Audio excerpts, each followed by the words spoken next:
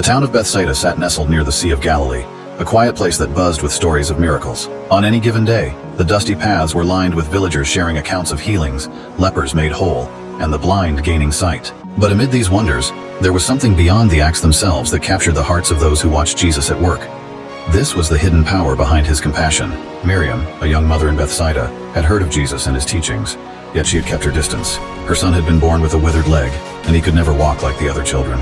Miriam had carried the weight of her son's affliction with quiet resignation. People said it was best to accept God's will, but in her heart, Miriam felt a persistent ache, a longing she couldn't quite express. One afternoon, the entire village was stirred with the news that Jesus had arrived in Bethsaida. People came rushing from their homes and fields, eager to see this healer, this prophet who was different from any they had known. Miriam's neighbors urged her to bring her son, but she hesitated. In her mind, she worried if Jesus would view her son's condition with pity or judgment, as so many others did. Still, her son's dark, hopeful eyes compelled her. Clutching him close, she made her way through the crowd, each step heavy with doubt. She could barely see over the heads of people gathered around, but then the crowd parted, and there he was. Jesus, dressed in simple robes, was speaking softly to a man blind from birth. His eyes held a depth that Miriam had never seen before, something beyond kindness. It was as if he could see straight into a person's heart, into the spaces they hid from everyone else. As the crowd hushed, Jesus laid his hands on the blind man's shoulders, his fingers gentle yet steady. He spoke a word, and as if the air itself vibrated with his voice, the man opened his eyes. For the first time, he saw colors and shapes he had only imagined. Tears streamed down the man's face as he looked at Jesus, overwhelmed by gratitude.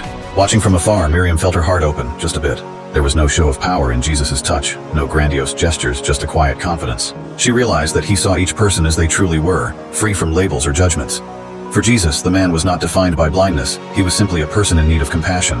As Jesus moved through the crowd, people pressed forward with all kinds of ailments and worries, seeking his touch, his word, his mere presence. Each time, Jesus responded with the same kindness, his heart embracing every pain, every sorrow, without hesitation. In his eyes, the healed found hope, the broken found healing, and the lost found a sense of purpose. It was as if he saw each person as an extension of himself. Finally, Miriam and her son came face to face with Jesus. She could barely bring herself to speak, but Jesus looked at her with a gentle smile. He didn't ask what had brought her there. He simply understood. He knelt down to her son's level, his gaze full of warmth. Miriam felt her anxieties fall away as she watched her son, his face alight with joy at being seen. Not as someone to be pitied, but as a person worthy of love. Jesus placed his hand on the boy's leg and closed his eyes, murmuring words of blessing. When he lifted his hand, the boy's leg began to straighten, his foot touching the ground for the first time in his life. Miriam gasped, her hand covering her mouth in disbelief. Her son took a step, then another. Joy erupted from her heart as she held him, tears streaming down her face.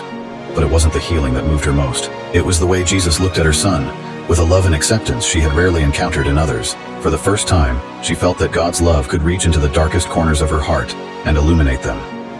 This was the hidden power behind Jesus' compassion. His love did not seek glory or recognition.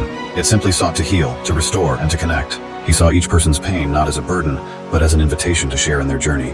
His compassion was not conditional, nor was it bound by social hierarchies or prejudice. In his eyes, all were equally deserving of love and kindness, a truth that shook the foundations of those who met him.